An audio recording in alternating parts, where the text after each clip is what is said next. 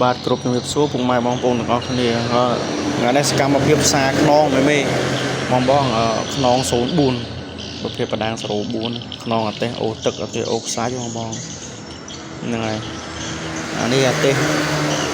អូទឹកក៏បានអាទេសអូខ្សាច់សំងក៏បានបងត្រូវទាំងអស់មកប្រើប្រភេទ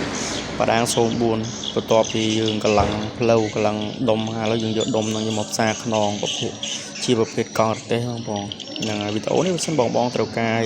គ្រឿងអាទេសខ្នងអាទេសគ្រប់មុខឯងអាចតំណតំណងបានបងប្អូន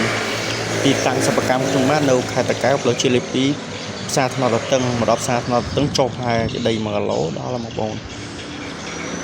ដី1គីឡូដល់ទីតាំងសិប្បកម្មខ្ញុំបាទហ្នឹង